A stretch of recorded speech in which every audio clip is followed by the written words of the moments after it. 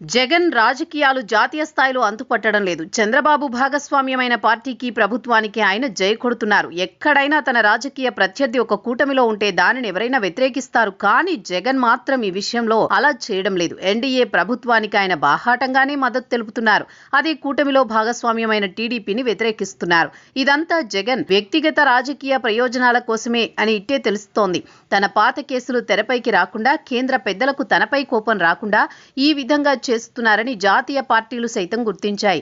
అందుకే జగన్ వైఖరిని పట్టించుకోవడం మానేశాయి. అసలు బీజేపీ వ్యతిరేక విపక్ష కూటమి జగన్ ని లెక్కలోకే తీసుకోవడం లేదు. నియోజకవర్గాల పునర్విభజనతో పాటు మహిళా రిజర్వేషన్ బిల్లుకు సంబంధించి జాతీయ స్థాయిలో చర్చ నడుస్తోంది. నియోజకవర్గాల పునర్విభజన విషయంలో బీజేపీ నమ్మలేమని, దక్షిణాదికి అన్యాయం జరిగితే తిరుగుబాటు చేయక తప్పదని కేటీఆర్ ప్రకటించారు. కానీ ఆయన మిత్రుడు జగన్ మాత్రం మారు మాట అనకుండా మద్దతు ప్రకటించేశారు.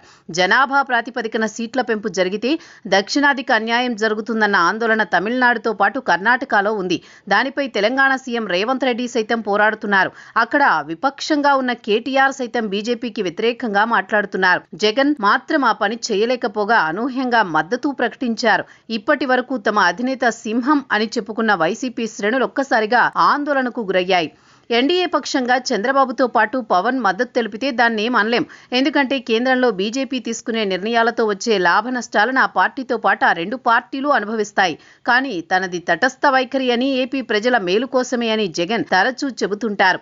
కానీ పునర్విభజన బిల్లుతో దక్షిణాది రాష్ట్రాలకు అన్యాయం జరుగుతుందని తోటి రాష్ట్రాలు చెబుతున్నా ఇటువంటి సమయంలో తటస్థ వైఖరి ప్రదర్శించాలి, అవసరం అనుకుంటే తోటి రాష్ట్రాలతో పోరాటం చేయాలి. కానీ ఇవేమీ చేయకుండా జగన్ బాహాటంగా మద్దతు తెలపడం ఏమిటి అనేది ప్రశ్న.